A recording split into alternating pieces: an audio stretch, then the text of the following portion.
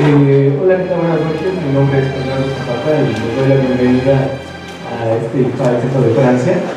Bueno, antes de iniciar, pues un agradecimiento a Jacqueline André, la directora de la biblioteca, lo mismo que al agregado cultural de la Embajada de Francia, a todos ustedes por acompañarnos, a los invitados, al músico, a todos, pues muchas gracias. Primero vamos a escuchar al maestro Francisco Contreras, que nos acompaña en la guitarra, y al mismo tiempo vamos a escuchar la lectura de una parte de la pieza que el día de hoy nos convoca de Gastón Bachelard, La filosofía del no. Regularmente la escuchamos en francés, pero bueno, en esta ocasión la vamos a escuchar en castellano, en voz de Jacqueline André. Después vamos a tener conversatorio con nuestros dos invitados y al final abriremos un espacio para todas las preguntas y comentarios que tengan ustedes. El valor sintético de la filosofía del no.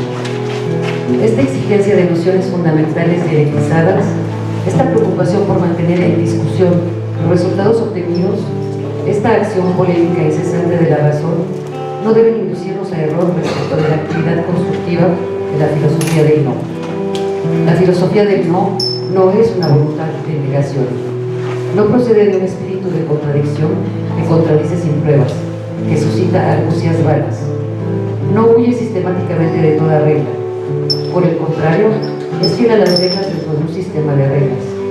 No acepta la contradicción interna. No es que esta filosofía niegue cualquier cosa, en cualquier momento y de cualquier manera.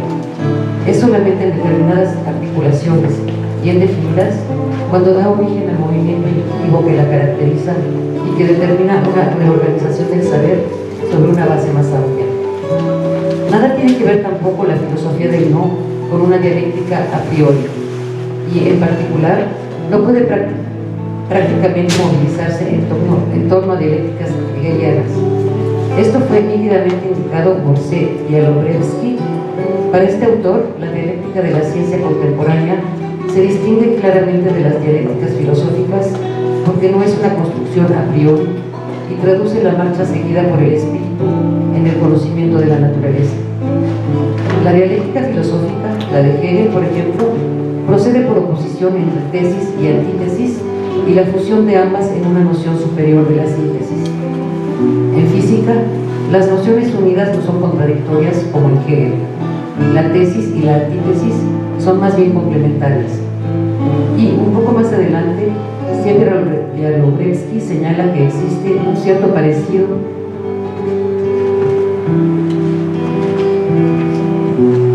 entre la construcción de nociones físicas y el método sintético de Octave Hamelin, en quien la antítesis no es la negación de la tesis. Ambas nociones, que se combinan en una síntesis hameliana, son opuestas, pero no son contradictorias. A causa de su método, el físico está obligado a guardar una severa reserva y no puede ir tan lejos ni tan rápido como el filósofo. Si bien las tesis dialécticas de Octave Hamelin permanecen aún alejadas de las condiciones constructivas de la filosofía y de las ciencias contemporáneas, al menos a través de ellas, la dialéctica filosófica se aproxima a la dialéctica científica. En el sentido de esa aproximación, podemos citar los trabajos de Stéphane Loupasco. En su importante tesis sobre le dualisme antagonique et les exigences historiques de l'esprit, el dualismo antagónico y las exigencias históricas del espíritu, este autor estudió detenidamente todas las cualidades que se imponen al conocimiento, tanto desde el punto de vista científico como desde el punto de vista psicológico. Stéphane Loupasco desarrolló su filosofía dualista refiriéndola a los resultados de la física contemporánea en un trabajo cuyo manuscrito tuvo la gentileza de facilitarnos. En este último trabajo se abre paso acertadamente una sólida metafísica de la metafísica. No vamos, sin embargo, tan lejos como Loupasco. En cierta manera, Loupasco no vacila en integrar el principio de contradicción a la intimidad misma del saber. Para él, la actividad dualizante del espíritu es incesante. Para nosotros, dicha actividad se limita a poner en marcha una especie de caleidoscopio lógico que trastorna súbitamente ciertas relaciones, pero que conserva siempre sus formas. Nuestro superracionalismo está hecho, pues, de sistemas racionales simplemente yuxtapuestos. La dialéctica solo nos sirve para acercar una organización suprarracional muy precisa. Nos sirve únicamente para virar de un sistema hacia otro. Una filosofía del no que solo tienda a sistemas yuxtapuestos, a sistemas que se colocan en relación de complementariedad en determinado punto preciso, se cuida en primer término de no negar jamás dos cosas al mismo tiempo. No tiene confianza alguna en la coherencia de dos negaciones. La filosofía del no aprobaría, pues, la opinión en definitiva ingenua de Nogales. Así como todos los conocimientos, también se encadenan todos los no conocimientos. Quien puede crear una ciencia debe también poder crear una no ciencia. Quien puede volver una cosa comprensible también debe poder volverla incomprensible. El maestro debe poder producir ciencia e ignorancia. Demasiado crédula nos resulta también la ontología negativa de Jean Wahl, a quien las negaciones comunican una plenitud de realidad situada más allá de todas las negociaciones. En efecto, instalarse de pleno en la parte negrada con Jean Wahl o en la parte incomprensible con Nogales nos parece una exageración. La negación debe permanecer en contacto con la formación primera, debe permitir una generalización dialéctica. La generalización por el no debe incluir lo que ella niegue. De hecho, todo el desarrollo del pensamiento científico desde hace un siglo proviene de esas generalizaciones dialécticas que recurren dentro de sí aquello que niegan. Así, la geometría no euclidiana entraña la geometría euclidiana, la mecánica no newtoniana entraña la mecánica newtoniana, en la mecánica ondulatoria la relativista. En el dominio de la física, la constante de Planck, H, aparece como un factor de leve desobediencia con respecto a las reglas de la ciencia del sentido común. Como se ha hecho notar a menudo, basta con anular H en las formas de la mecánica ondulatoria para encontrar las fórmulas de la mecánica clásica. La microfísica, o dicho de otra manera, la no física, incluye pues a la física. La física clásica es una no física particular que corresponde al valor cero atribuido a H.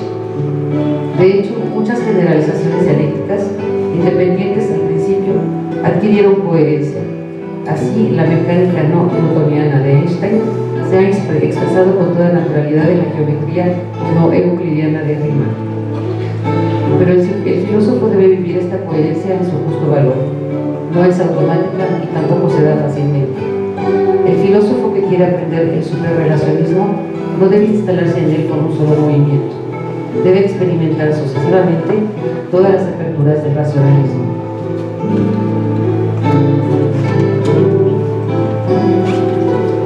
Debe buscar uno por uno los axiomas por dialectizar.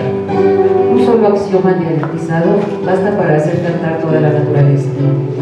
En lo que a nosotros respecta y hasta el presente, el superracionalismo no tiene más que un sostenido o un bemol en la escala. Bien, pues muchas gracias a Jacqueline, muchas gracias a Francisco Contreras en la guitarra.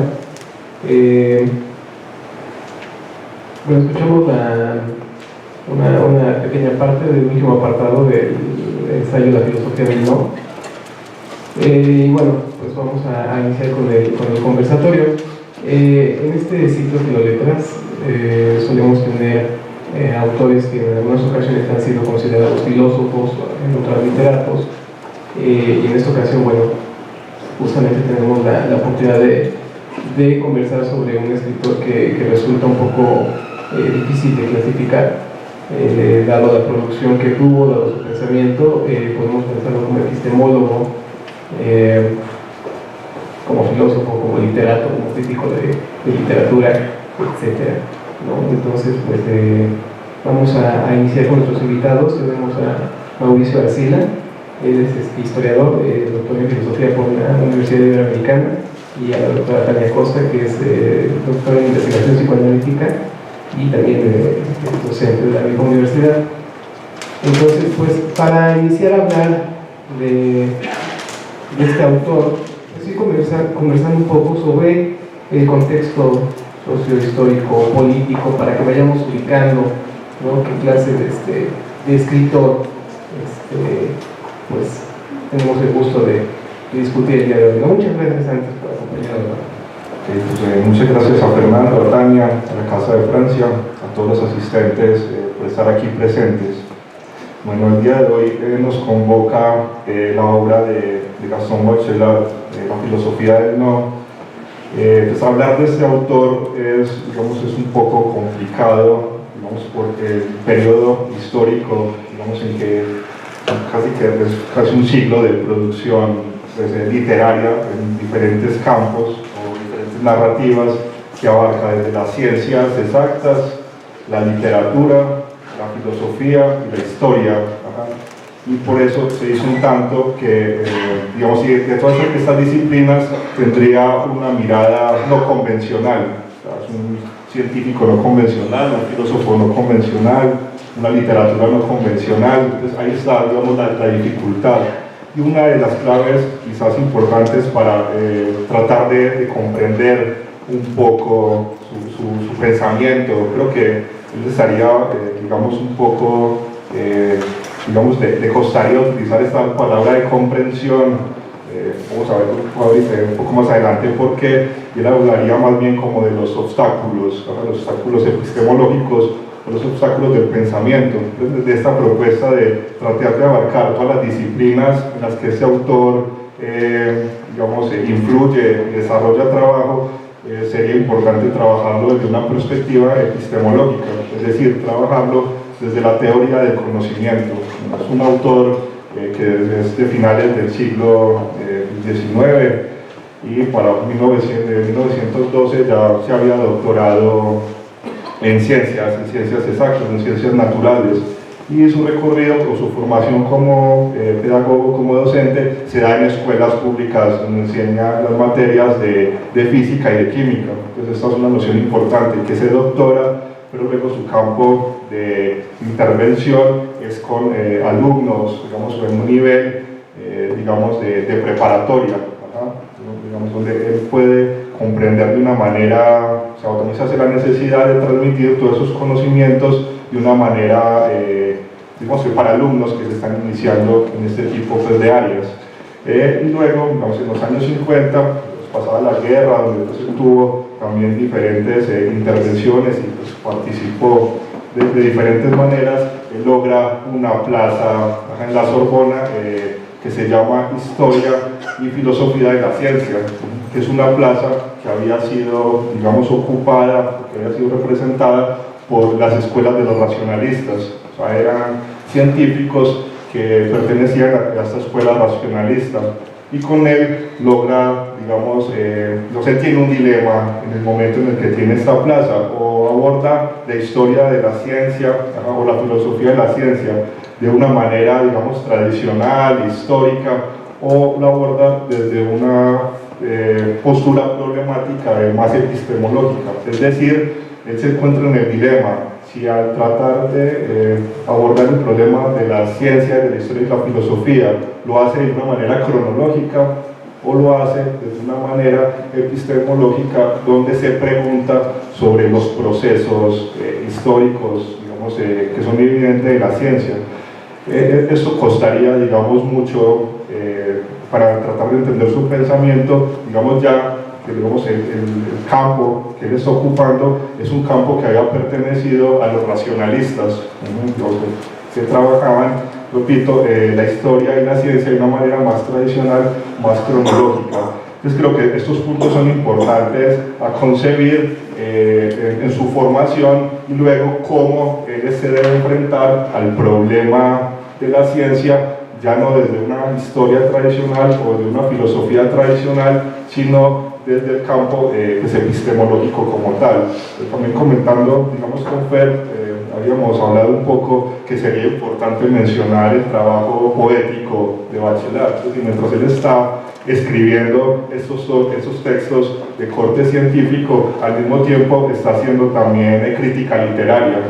Pero entonces, ¿cómo tratar de entender la crítica literaria desde una perspectiva de la historia de las ciencias, o cuál es la relación que puede traer al respecto? Eso ha traído muchos problemas a la hora de comprender su trabajo, y creo que el efecto, aquí eso me gustaría discutirlo con Tania y con Fernando, es que el efecto es que finalmente fue rechazado por todos los campos en los que pretendía hacer cosas, es decir, la ciencia no lo quiere, la historia no se siente cómoda, la filosofía tampoco, creo que la filosofía quizás es el que más le ha abierto las puertas, pero también desde un lugar muy incómodo, muy impuro, y con la literatura pues pasa lo mismo, o sea, no se concebía principalmente como literato. Creo que esa lectura de Bachelard poeta o de crítico, digamos, de la poética es una lectura más actual, y creo que la parte que más ha llegado al público es esta lectura de un Bachelard, de crítico de literatura, un Bachelard poeta, pero se ha perdido la perspectiva epistemológica. Entonces creo que es interesante tratar de ver cuál es la relación de su trabajo poético con este trabajo de la historia, de las filosofías de las ciencias. Creo que es un tema que dejaría abierto para ir discutiendo. Pues buenas noches a todos, muchas gracias por acompañarnos, bienvenidos. Un gusto para mí hablar de Gastón Bachelard en el sentido de que justamente permite sentir y pensar sobre una propuesta de orden, pero no solo, ¿no? Epistemológico, en relación a una crítica que está de modo frontal en una época que se está debatiendo el uso de los avances científico-tecnológicos. O sea, la Segunda Guerra Mundial empieza a situar de una manera muy clara qué es lo que vamos a hacer con eso. Una parte del hecho histórico muestra que una decisión fue exterminar a ciertos grupos de la humanidad, ¿no? Con ciertos lineamientos también, que sea rápido, que sea que beneficie económicamente y que se pueda encontrar una manera de justificar. Esta situación es muy delicada porque genera que problemáticas que ya están trabajándose en parte de los temas de Gastón Bachelard, como la ética, por ejemplo, se vuelvan zonas muy exigentes, ¿no? O sea, cómo hablar de ética ante todo lo que ha venido ocurriendo en la historia. O sea, cómo hablar de un proyecto civilizatorio sobre la idea de un ser humano que pretende que vía la razón, el ejercicio racional, puede encontrar modelos adecuados para una vida que pretende una armonía, una supuesta armonía social, ¿no? Entonces, bueno, parte de los proyectos político-económicos tuvieron que sostenerse excluyendo a otras poblaciones, ¿no? Y la exclusión ha sido muy costosa en múltiples sentidos. Gran parte de ese costo tiene que ver con que hay un ejercicio frontal también violento de todo lo que se les ha ido quitando a esas poblaciones, ¿no? Entonces se vuelve un terreno muy complejo. Gastón Bachelard, considero, tiene dos fuertes líneas de trabajo, que es la poética y por otro lado la ciencia, ¿no? O el conocimiento, diría yo. Y en medio de eso el ejercicio filosófico avanza como un cierto tipo de medio para poder entrar en diálogo y poder hacer que se mueva eso. No hay un proceso de identidad entre el ejercicio poético y los problemas sobre conocimiento, sino que en Bachelard se mantienen justo en líneas tensas que dan producción. O sea, él escribe en ese costado y también justo lo que hace es elaborar textos desde los cuales se pregunta ¿qué es esto que llamamos conocimiento? Una pregunta que reactualiza gran parte de la filosofía platónica, por ejemplo, en Occidente, ¿no? Una pregunta que también lo que hace es situar que hay una diferencia entre los tipos de conocimiento que somos capaces de producir y señala que una de esas diferencias básicas pues es la distancia que puede encontrarse entre un cierto tipo de opinión y otro tipo de conocimiento que es episteme o científico, digamos, ¿no? Bachelard va a proponer un ejercicio a partir de la razón, pero no es una razón cartesiana. Esa parte es algo muy interesante, ¿no? Porque en ese sentido se está inclinando mucho más a un modelo de un contemporáneo de Descartes, Spinoza, que también es un modelo racionalista, pero claro, o sea, lo que hace Spinoza es proponer otro tipo de ejercicio sobre la razón, ¿no? Desde ahí podríamos pensar que el modelo epistemológico que nos lega Gaston Bachelard tiene que ver con una razón que no se asume omnipotente. Ese es un punto muy, muy importante. O sea, no es una razón que desde una ceguera y una soberbia se aísle del accidente y de lo incompleto. O sea, lo que advierte Bachelard es que no se puede lograr un conocimiento acabado. Ahora, ¿qué es lo que pasa en Bachelard a nivel histórico para que esto penetre con tanta potencia, ¿no? Bueno, lo que ocurre es que a Gaston Bachelard, como justo lo está mencionando Mauricio, le toca gran parte del movimiento en la física que impacta en esta tradición hacia modelos de la mecánica cuántica. Entonces, claro, o sea, ciertas leyes que podrían ser funcionales en cuerpos que son de dimensiones no solamente visibles o atrapables por la óptica, ¿no? Sino que se puede suponer muchas cosas sobre ello.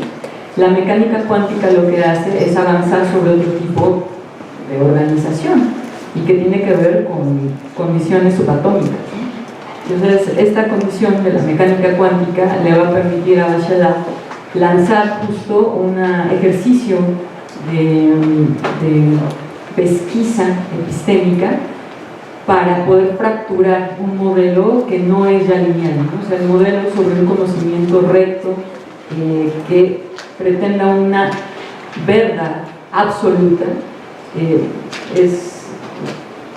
está justo limitado, y está limitado por otro tipo de condición de esto que hemos nombrado como realidad, ¿no? Entonces, bajo esas condiciones la hechura, digamos, de Bachelard jala también otro tipo de avances en la época, ¿no? Que tienen que ver, por ejemplo, con el psicoanálisis. El psicoanálisis va a permitirle a Bachelard lanzar, por ejemplo, una serie de construcciones sobre el fuego. El psicoanálisis del fuego va a ser un texto,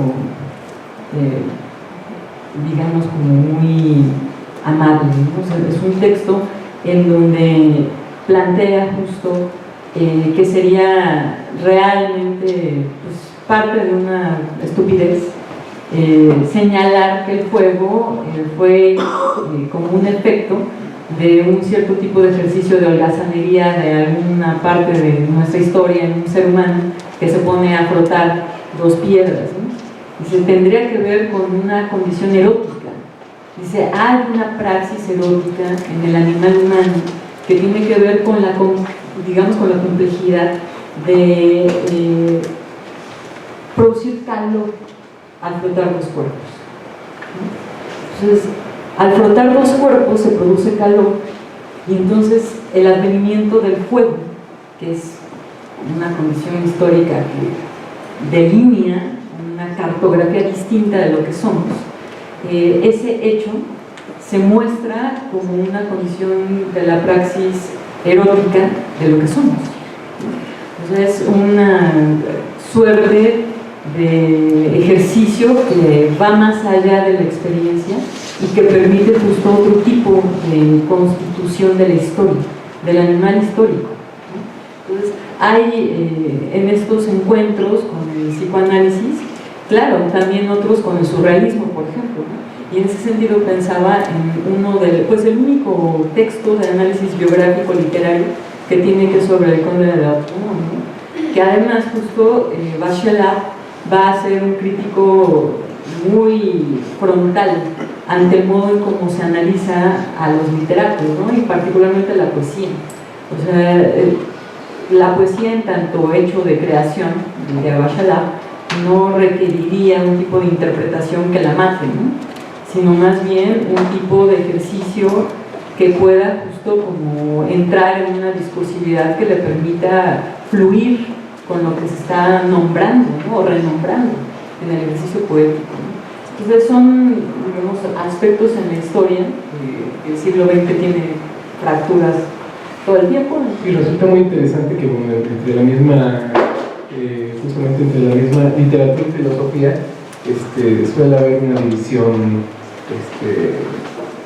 en algunas ocasiones más marcada o menos marcada, pero solemos establecer una visión que es porosa, ¿no? Entonces, hacer todavía una combinación, o sea, Bachelard hace 50 años entre un pensamiento científico y un pensamiento filosófico literario, bueno, pues resulta todavía de llamar más la atención, ¿no? Y con esta parte que menciona, o sea, que continuamos por ahí, en cuanto a que comienza desde ese tiempo a ser retomado, ¿no? Un poco por pensadores, a abrirse espacio a Bachelard cuando mucho tiempo estuvo pues en un lugar no aceptado, ¿no? Ni en letras ni en ciencia, ¿no? Como pareciera un apestado de todos lados, ¿no? Y justamente lo que menciona Tania de la relación que hace, el análisis que hace Bachelard del texto de Lautréamont de los cantos de Maldoror, creo que no es porque es un texto muy temprano, o sea, toda la obra de Bachelard de poética es la obra más tardía, o la obra de madurez. Y digo que a los poetas les gusta mucho leerlo porque hay un acercamiento, hay una facilidad en la lectura. Bueno, aparentemente son fáciles y son muy amables, en contraposición de sus textos de carácter epistemológico que son muy rudos conceptualmente hablando. Pero de estos primeros textos está el trabajo que hace sobre la obra del conde de Lautréamont y los cantos de Maldoror. Uno trata como de entender el porqué de esa obra en una obra temprana. Y aquí es donde yo diría que, que gran parte de la tradición poética que lee ahorita Bachelard no la ha entendido. O sea, porque diría, no, es un Bachelard que traiciona la ciencia a favor de la poesía. O sea, pareciera que es una lectura que puede hacerse. Pero creo que la clave está precisamente en la interpretación de la obra de Lautréamont, en donde creo que ese tipo de poética es una poética que tiene un carácter epistemológico. O sea, a lo que voy es que la obra de Lautréamont, bueno, es un escritor que dice que es de raíces uruguayas, no se conoce casi de su historia, sino que lo que quedó fue un libro que se llama Los Cantos de Maldoror y que está firmado por un tal Lautréamont, que nunca se supo quién era, etc. Mucho tiempo después, es una lectura más reciente, es que descubrimos parte de su biografía. Entonces sabemos que era un uruguayo, que estuvo en Francia, heredero de los poetas malditos. Pero ¿qué pasa específicamente con esta obra de Los Cantos de Maldoror y por qué tiene, digamos, una importancia para la obra de Bachelard en su interpretación tanto epistemológica como poética? Resulta que la obra de Los Cantos de Maldoror es un personaje que tiene este nombre de Maldoror, que hace, digamos, la pregunta, digamos, cartesiana, la modifica. Entonces a Maldoror no le interesa comprobar la existencia, sino que hace un planteamiento, es una pregunta existencial. La pregunta que se hace Maldoror es, bueno, si Dios existe, en su beneficencia, pues haría, digamos, todo lo posible, etcétera, por tratar de impedir todo el mal posible que puede estar sobre la tierra. Entonces Maldoror dice, bueno, en cuanto existo, se supone que si hay un Dios, me creó para todo el bien. La prueba que voy a hacer es una prueba de carácter científico, epistemológico, porque es una obra leída por poetas. Él dice, bueno, voy a probar la existencia de Dios tratando de hacer todo el mal posible. Así comienza la obra, y es lo que le llama la atención. Es la relación también entre la ciencia y el mal. La cuestión, bueno, es una obra muy fuerte, es muy importante, quizás la podríamos presentar aquí en algún momento. Me gusta mucho porque es una obra muy problemática. Maldoror se pone a la tarea de cometer todo el mal posible, o sea, casi que está siguiendo el principio de Borgias donde duda de la existencia de Dios, etc. Por lo tanto, si no hay un Dios, pues no puede conocerse, no puede transmitirse su conocimiento. Maldoror dice, bueno, me voy a poner a la tarea de probar la existencia de Dios, hacer todo el mal posible que sea capaz y voy a ver en qué momento interfiere una fuerza divina o algún Dios que logre impedir esto. La cuestión, o sea, ese gesto, Bachelard lo va a leer como un gesto científico, es un gesto epistemológico, porque él va a comprobar, digamos, a través de las pruebas de acontecimientos. Maldoror tiene una relación también muy fuerte con las ciencias, con las matemáticas, con la bestialidad del ser humano. Sería un animal, una bestia racional. Dice, todo el mal que lo hago a través de la razón. Bueno, la cuestión es que él se pone a hacer todo el mal posible y lo hace. O sea, en parte los 4 cantos es Maldoror realizando todos estos actos del mal que ninguna deidad, ninguna fuerza divina puede, digamos, intervenir. Nadie interviene para, digamos, prohibir esto. Este gesto, aunque podría leerse como un gesto un tanto morboso, un tanto desquiciado, quizás podría hacerlo para Bachelard, va a significar un gesto de análisis científico. Es decir, es una ciencia. O sea, él no concibe la ciencia como unos saberes progresivos, es decir, él diría que, por ejemplo, la física no está compuesta por un saber progresivo donde cada científico o cada momento histórico va sumando a una especie de edificio conceptual, sino que la ciencia surge a partir de los obstáculos epistemológicos, es decir, que la ciencia surge a partir de los fracasos y de las imposibilidades que se tiene para corroborar las pruebas o los hechos científicos. O sea, él hace una crítica al racionalismo porque pareciera que estos digamos, pensadores o científicos racionalistas construyen sus ciencias a partir de referencias, de autorreferencias. Es decir, comprueban lo que ellos mismos han determinado dentro de su campo de estudio. Él diría, en ese contexto no habría una ciencia, habría un puro positivismo, pero que no ha pasado por la comprobación de los métodos científicos.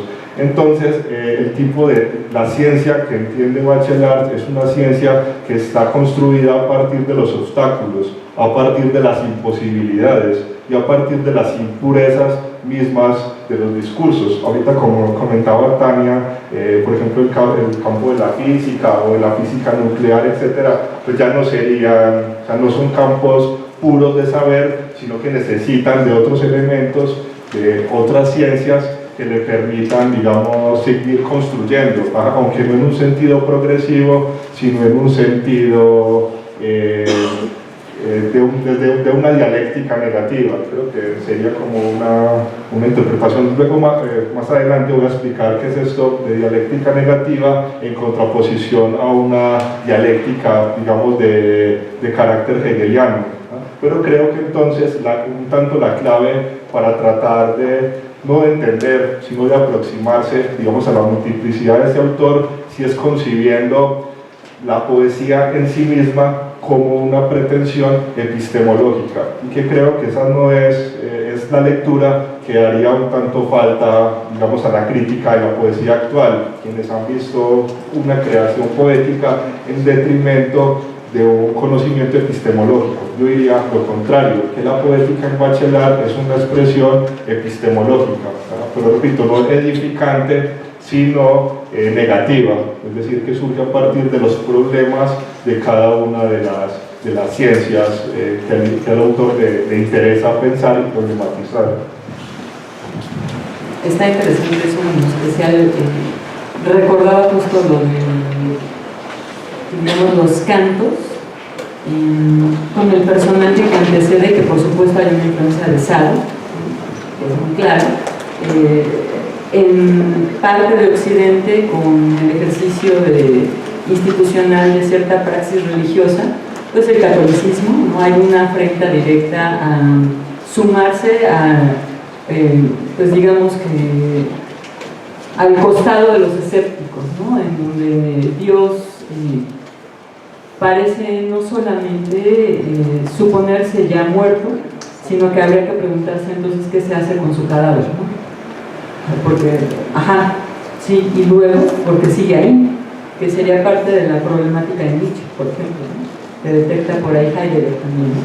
Entonces, en estos cantos aparece una manera de pensar cómo aborda Bachelard la problemática de digamos así, de la creación, ¿no? Porque Isidore Ducasse, que sería quien ocupa el seudónimo del conde de Lautréamont, muere muy joven, 28 años, parece que fue matemático, escribe poesía y estos cantos, ¿no? 6, y hay una problemática porque el autor, digamos histórico, es Ducasse, pero se conoce por Lautréamont. Entonces se aborda Lautréamont, pero entonces no se toma en cuenta Ducasse, aunque históricamente es él quien construye el personaje, que se supone autor de esos cantos, ¿no? Entonces, hay una problemática con la noción de identidad, que además la identidad viene a sumarse una crítica de un modelo epistemológico, pensando que A es A y A no puede ser no A, por ejemplo, que es Aristóteles, ¿no? O sea, yo soy yo, lo que eso quiera decir, y no puedo ser no yo, ¿sí? Esto tiene implicaciones muy importantes en otros campos y que vienen de eso. Por ejemplo, en su momento, Thomas Hobbes va a plantear que el ser humano es malo por naturaleza. Y Rousseau va a plantear que no, que somos buenos por naturaleza, pero nos corrompemos al entrar en un cierto tipo de intercambio social y hay que construir justo un contrato. Pareciera como si fueran dos únicas versiones del animal que somos, de la especie a la que pertenecemos. Freud va a avanzar y va a decir ni buenos ni malos, ¿no? El psicoanálisis va a proponer otra cosa, ¿no? Va a decir somos perversos polimorfos, ¿no? Que tampoco nos salva mucho,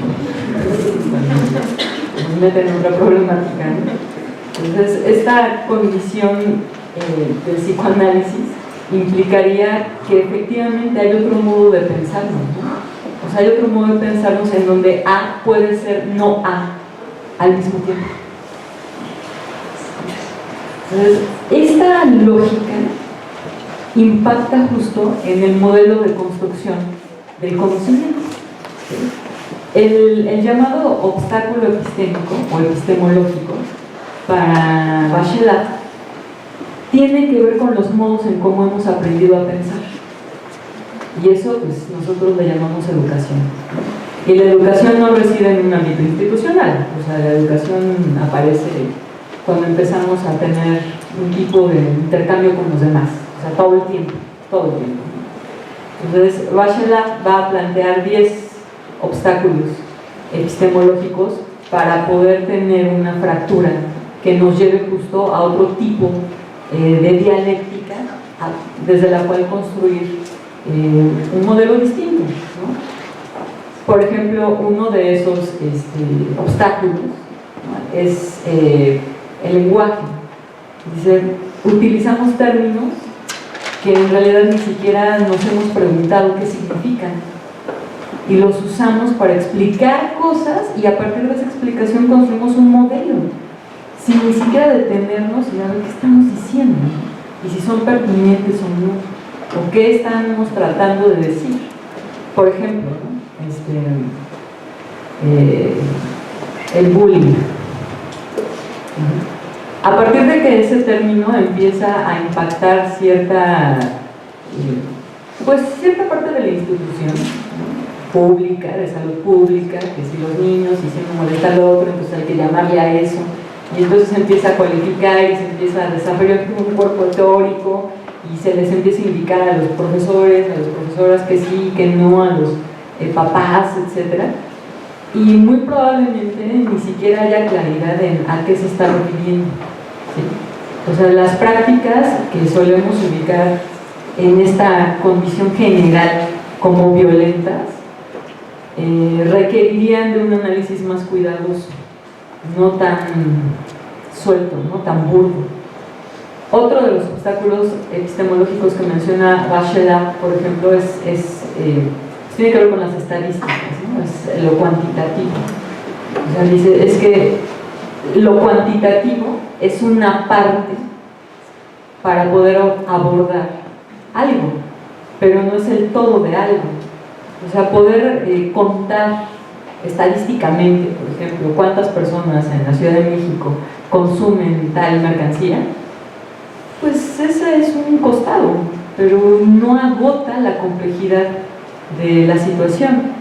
Y lamentablemente esta condición de la estadística se empieza a filtrar como una garantía de verdad, ¿no? Es que estadísticamente, puntos suspensivos, y lo que aparezca ahí se asume como así es, ¿no? No, bueno, claro, entonces en la Ciudad de México todos somos, ¿no? O los hombres, o las mujeres, etcétera. Entonces, ese tipo de mecanismos que vienen justamente de una parte de nuestras formaciones, de nuestra educación, no nos permiten pensar. Otro de los, por ejemplo, a mí me parece muy elocuente, ¿no?, de los obstáculos epistemológicos, es que Bachelard sitúa que las personas creen que tienen un saber y que ese saber está en su condición de totalidad. O sea, que todos sabemos de qué estamos hablando cuando estamos hablando todo el tiempo, ¿no? Es un problema que él empieza a detectar justamente en su praxis como maestro, ¿no? Porque claro, o sea, si en donde estemos discutiendo algo, lo que tenemos que asumir es que no estamos discutiéndolo en cualquier sentido. O sea, por eso estamos en la universidad o en un espacio aquí.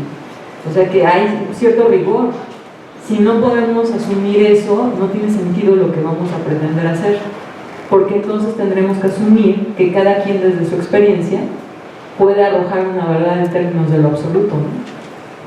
Y eso no... Bueno, eso además de que es falso, porque es falso, ¿no? No nos permite entrar en una dialéctica que implique una cierta praxis de la negatividad, ¿no? Entonces, estos obstáculos ocurren todo el tiempo en nosotros, ¿no?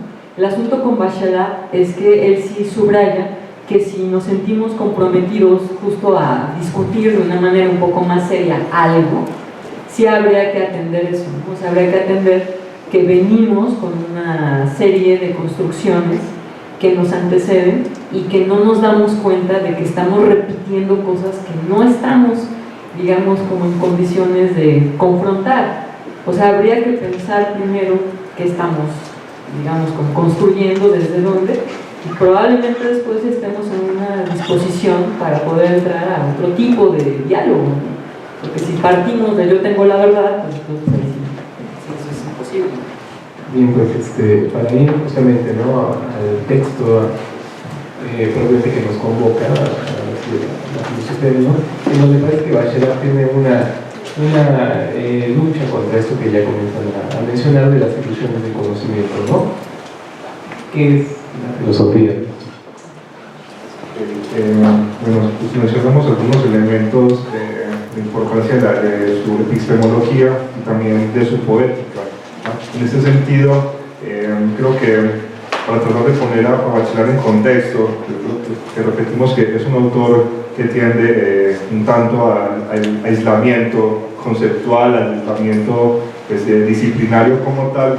Creo que es importante, ya habíamos comentado la influencia que tiene la obra de Lautréamont en su trabajo, pero creo que también es importante pensar en la obra de Bachelard como un puente, ¿no?, que se puede trazar entre la obra de Lautréamont, Los Cantos de Maldoror, con la propuesta Foucaultiana específicamente. O sea, creo que Foucault es un heredero de la propuesta de Bachelard. Ahí también un tanto, digamos, la dificultad de poder determinar en qué campo de conocimiento o desde qué perspectiva de saber es de la cual nos está hablando Foucault, que creo que es un autor con el que tenemos una relación mucho más cercana, es un autor mucho más conocido, pero creo que esta dificultad de definir un tanto conceptualmente dónde se sitúa Foucault es un gesto que hereda de Bachelard, y eso digamos que es muy importante. Bueno, para pensar un poco, digamos, de la filosofía del no, creo que sería un tanto contradictorio decir qué es la filosofía del no. Es decir, el problema está un tanto en eso, en que es una propuesta, un gesto, una intriga, más que una definición en sí misma. O sea, no podríamos, por lo tanto, definir qué es una filosofía del no si no se pone un tanto como en práctica o en operación. Aquí es importante entonces pensar o problematizar un poco qué es lo que se entiende entonces por la ciencia, o qué es lo que se venía pensando en la ciencia hasta la entrada, digamos, o la propuesta de Bachelard. Repetíamos un tanto, al principio decíamos que la ciencia, o el campo donde él está problematizando, es un campo que había estado gran parte representado por los racionalistas, o por unos racionalistas que eran representantes de las ciencias positivas. Eso, repito, tiene que ver con una noción de la ciencia como un sentido de progresivo, es decir, la ciencia, hasta antes de Bachelard, en su historia y su filosofía, se concebía como una ciencia de progreso histórico, donde cada autor, cada momento, cada científico iba poniendo como su granito de arena hasta formar una ciencia que podría hablarnos de una verdad o de un sentido, es decir, de las pruebas mismas científicas. Bachelard se va a pelear contra esta noción de la ciencia como ciencia positiva, pero también está peleando, o está haciendo una crítica al concepto de dialéctica de Hegel, digamos, cómo se ha interpretado este concepto dialéctico en Hegel. Es importante porque, bueno, él nunca lo diría tal cual así, es una interpretación de la tesis, la antítesis y la síntesis. Digamos que es un modelo también de pensamiento científico como ciencia positiva, es decir, donde un científico propone una tesis, otro le responde con una antítesis, y de ahí saldría una síntesis científica. Es decir, Bachelard no lo va a entender así. Es decir, traigo el esquema simplemente un tanto para derrumbarlo. Esa filosofía del no, decía al principio que se escribe como una dialéctica negativa. Es decir, es una dialéctica que no está compuesta por una tesis, una síntesis y una síntesis, sino que es una dialéctica que se gesta o que se expresa más bien desde las imposibilidades mismas de este progreso dialéctico. Es decir, no sé, Einstein, por ejemplo, hace su ley de la relatividad, etcétera, digamos que no se puede comprobar, o sea, es una tesis teórica, y eso solo puede ser comprobado o verificado muchos años después de su tesis precisamente. Entonces, no hay un momento en el que esta ciencia como tal se pueda corroborar. Es decir, en el momento en el que Tania habla sobre la noción de la muerte de Dios en Nietzsche, esta noción es muy importante, porque una vez que la teología pierde su campo de poder, su campo, digamos, de inferencia en la definición del mundo, del sentido que tiene, es decir, muere Dios, mueren los conceptos que sustentan este sentido, entonces pareciera que la ciencia llega a ocupar este lugar. Es decir, pasamos de un conocimiento teológico a un conocimiento científico que ocupa este lugar de absoluto, de que da una respuesta al sentido del universo, da una respuesta a los conocimientos, a los grandes enigmas, digamos, del ser humano. Entonces pareciera que la ciencia ocupa de este lugar de privilegio, de verdad absoluta y conocedora de todo. Entonces Bachelard, incluso, digamos, él está formado dentro de esta misma línea, pero piensa histórica y filosóficamente estas nociones, y cuando él piensa filosófica y históricamente estas nociones, se da cuenta que la ciencia como tal no es una ciencia positiva, sino que la ciencia más bien se compone de los obstáculos epistemológicos, es decir, del problema del lenguaje, del problema de la transmisión del conocimiento, del problema del sentido, y por lo tanto, entonces esta filosofía del no es una filosofía que intenta dar cuenta de las expresiones mismas de la existencia, es decir, de las ciencias naturales, pero a través de la complicación misma del pensar la certeza, de la materialidad o del sentido de la vida en sí misma. Entonces, bueno, en contraposición a Hegel y a las ciencias positivas, la filosofía del no sería una respuesta, pero es una respuesta que desarticula la historia y la filosofía de la ciencia como se estaba pensando hasta el momento. Es decir, el aporte de Bachelard es un aporte rigurosamente científico, en el sentido en el que pone la sospecha, pone la duda sobre lo que habíamos entendido por la historia y por la ciencia en sí mismo. En ese sentido se podría decir que es una dialéctica negativa porque no es una dialéctica edificante, es decir, no es una serie de conceptos que se van sumando unos a otros para construir un campo de saber, sino que es una filosofía que piensa en cómo se han construido estos discursos de índole científico, y al pensarlos histórica y filosóficamente, ver qué pasa, si científicamente, si pasan la prueba, digamos, de la duda y de los métodos científicos como tal. Entonces eso es un problema, por eso la ciencia en sí misma se encuentra con un problema porque se da cuenta que no ocupa ese lugar privilegiado de la verdad, que no ocupa ese lugar de absoluto, que no ocupa ese lugar de certeza, sino que ocupa un lugar también de conocimiento. Es importante porque cuando hablamos de una filosofía del no hablamos tampoco de un aspecto filosófico. O sea, en este sentido, digamos, entre los paralelismos entre ciencia y filosofía, Bachelard va a ser un crítico de la filosofía y va a decir que la filosofía va a estar un grado atrás de la ciencia como tal. Es decir, es la ciencia la que logra, digamos, crear estos acontecimientos históricos, repito, pero no edificantes. Él siempre va a hablar en este contrasentido. Y la filosofía llega tarde, llega retardada a los acontecimientos científicos. Es decir, que mientras una filosofía, mientras la ciencia está experimentando la bomba atómica, la están probando, es decir, la filosofía llega tarde. O sea, la filosofía no podría estar presente en el acontecimiento, sino que es una reflexión posterior al acontecimiento filosófico mismo.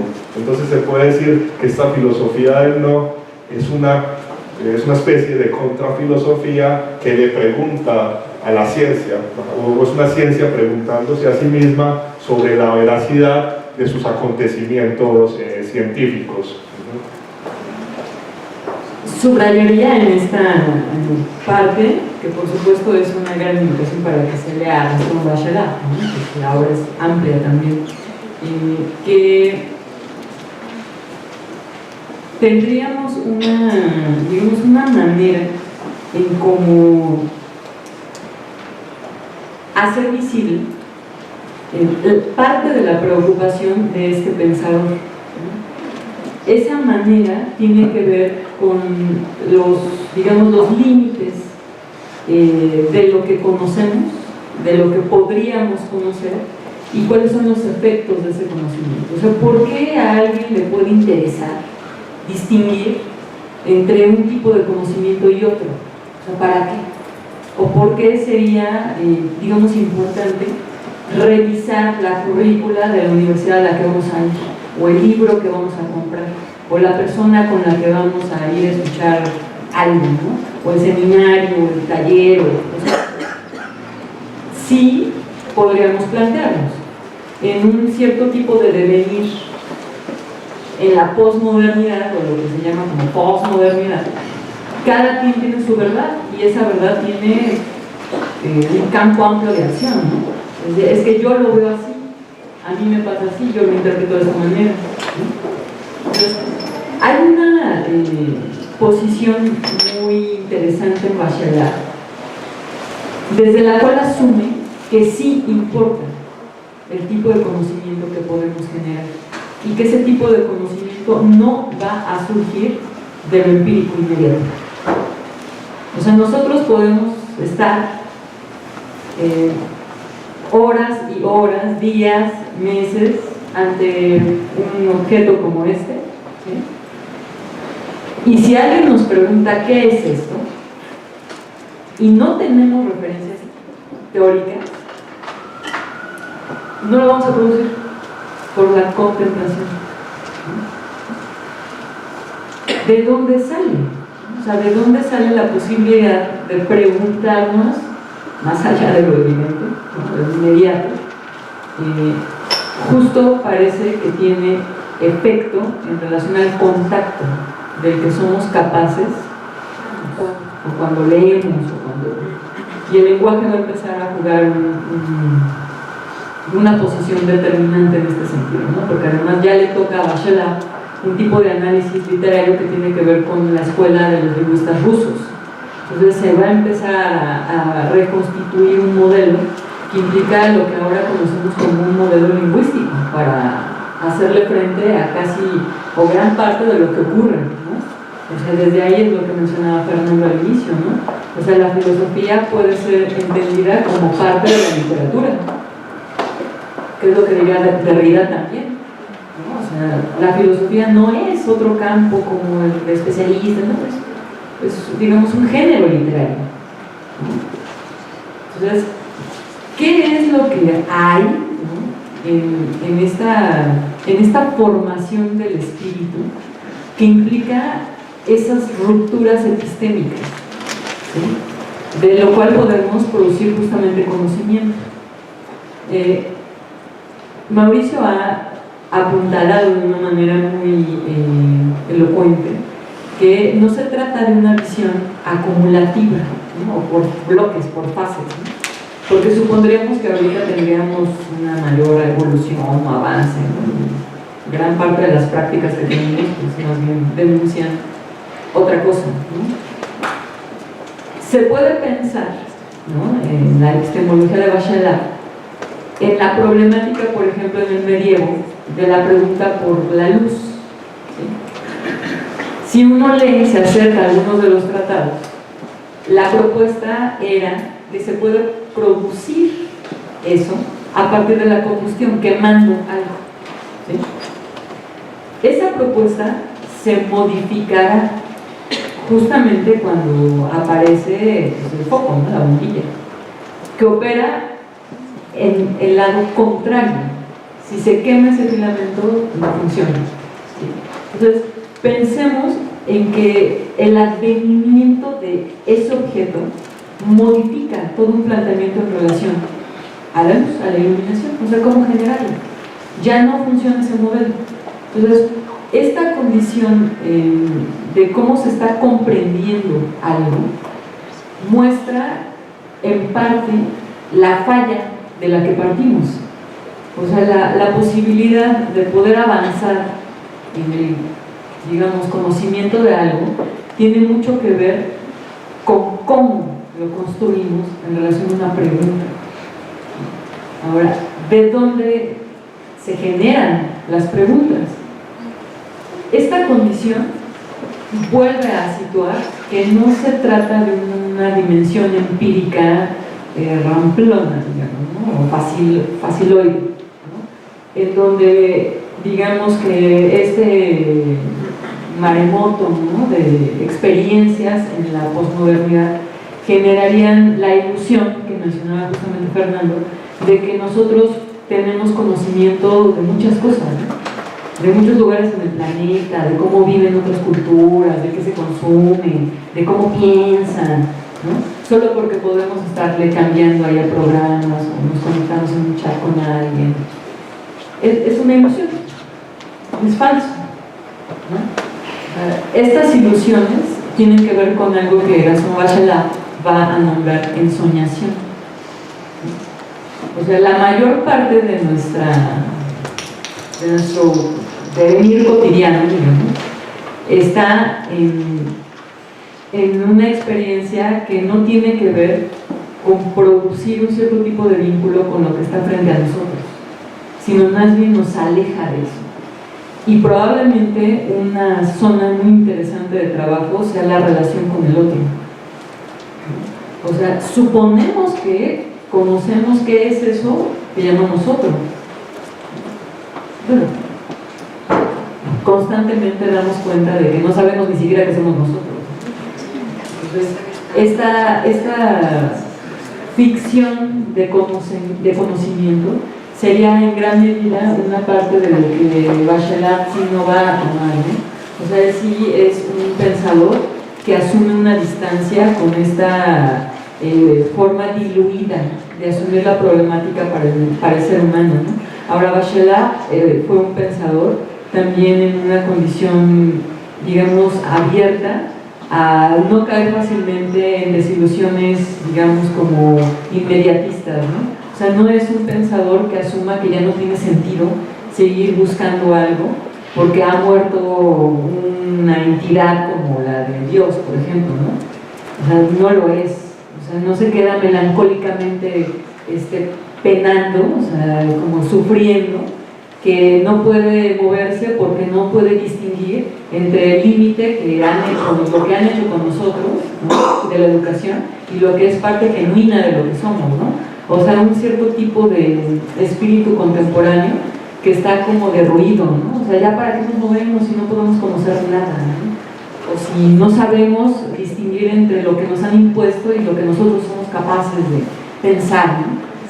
No, Bachelard no va a sucumbir justamente a estas formas demasiado diluidas, ¿no? Es un pensador muchísimo más exigente, ¿no? Terminar la mesa. Antes de hacerlo, pues nuevamente un agradecimiento al Banco de Francia, al Kevin André.